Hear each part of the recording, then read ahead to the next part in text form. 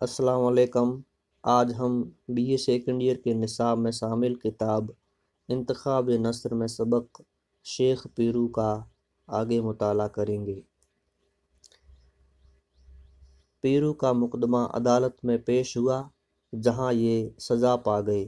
ایک طویل فیصلے کے آخر میں درج تھا کہ میرو اور پیرو تدنیس خطی ہے، تضاد شخصی نہیں ہے۔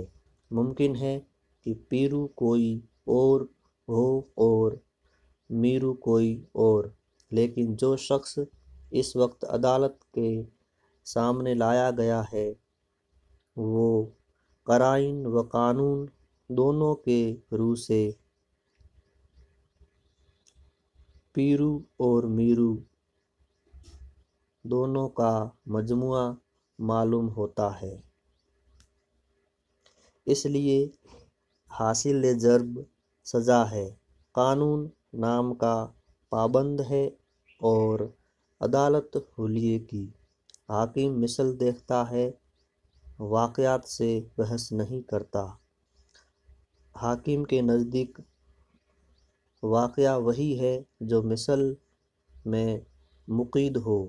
واقعے کے مقید ہو جانے کے بعد ملزم کا آزاد رہنا امن عامہ کے منافی ہوگا۔ غرض پیرو حلیے پر سزا پا گئے، لیکن اس فیصلے کا رد عمل ایسا ہوا کہ تمام لوگوں نے جن کا حلیہ مشتبہ تھا اس پر سخت احتجاج کیا۔ چنانچہ بعد میں عدالت نے حلیے سے متاثر ہونا چھوڑ دیا۔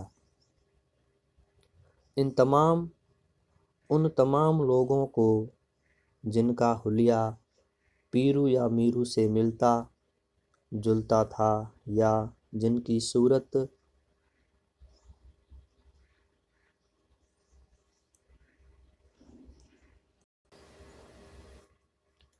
دفعات تاجرات ہند سے دور کی بھی نسبت یا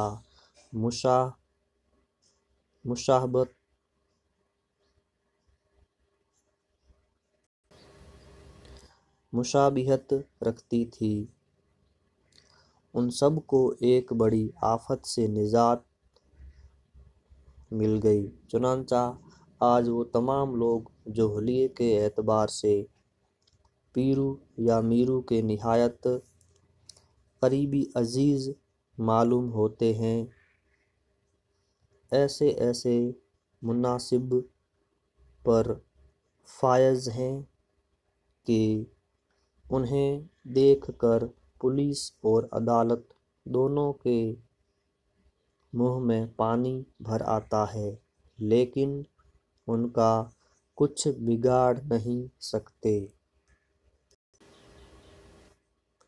بیچارے پیرو سزا کاٹ کر آئے، غدر میں سارا گھرانہ تباہ اور مکان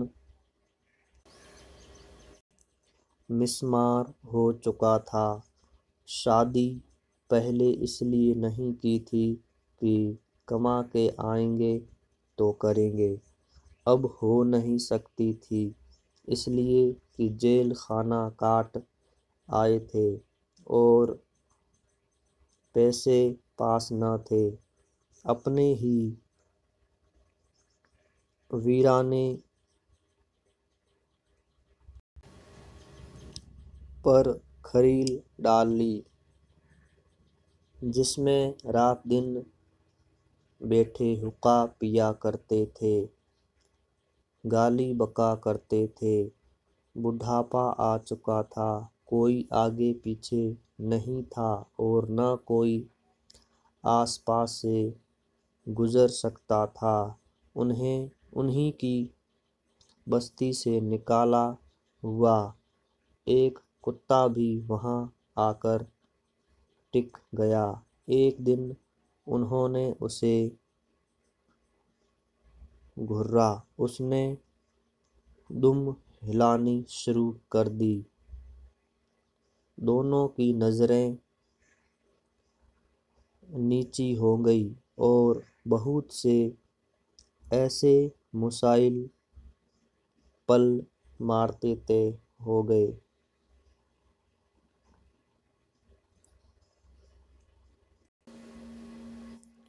جو مدتوں نہ انٹروڈکشن سے طے ہوتے ہیں نہ مبصن گن سے۔ اب پیرو کو گھر کی طرف سے اطمینان ہوا تو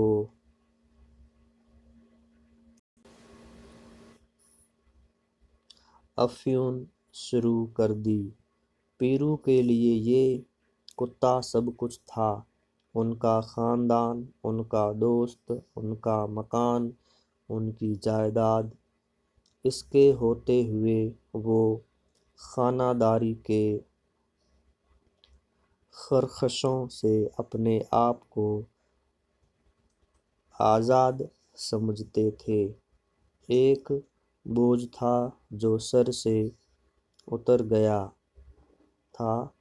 خانہ داری کا جھگڑا ہی وہاں کیا تھا، لیکن کتے کی موجودگی کو وہ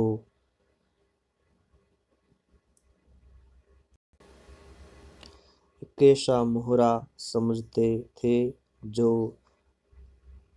گرہستی کے ہر خانے میں ٹھیک بیٹھتا تھا۔ گرہستی خارج میں موجود نہ تھی، لیکن گرہست تو موجود تھا۔ گرہستی اس کے ذہن میں تھی۔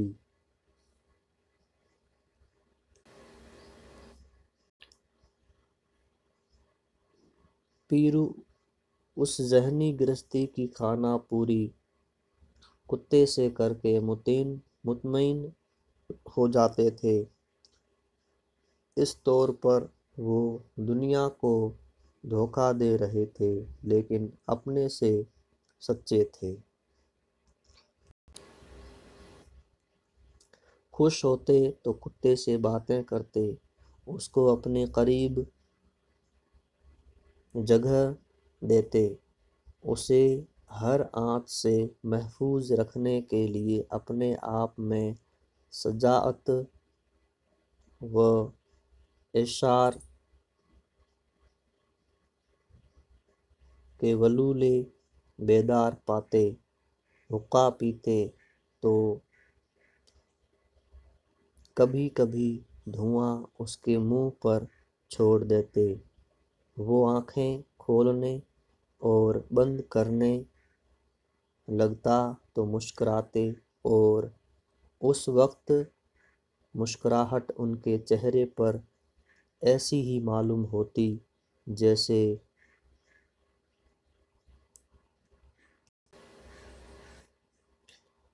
گھوڑے پر جنگلی پھول۔ اس کے جسم سے جوئیں نکالتے، زخموں کے داغ پر ہلکے ہلکے انگلیاں پھیرتے۔ کتے کی رفاقت پر بھروسہ کرتے، اس لیے نہیں کہ انہیں اس سے کوئی امداد ملے گی، بلکہ اس کی مدد خود کر سکیں گے۔ خود ملول ہوتے تو کتے کی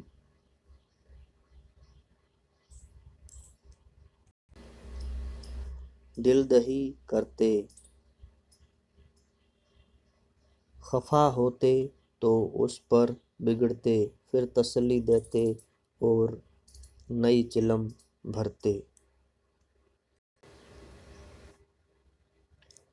کتے کو وہ اپنا مکان سمجھتے تھے، محل بھی، جھونپڑی بھی، قلعہ بھی، ہوائی قلعہ بھی۔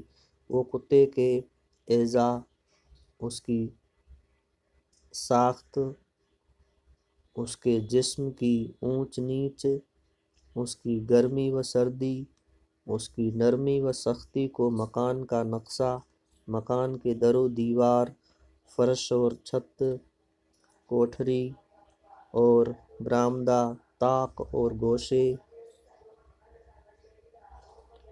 بوریاں و بستر سمجھتے تھے۔ جیسے کوئی مکان میں رہتا ہے، یہ کتے میں رہتے۔ کتے کی مسکینی، کس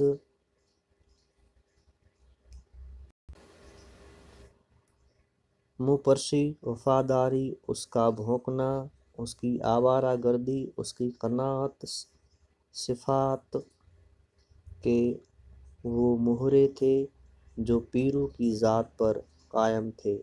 شکریہ۔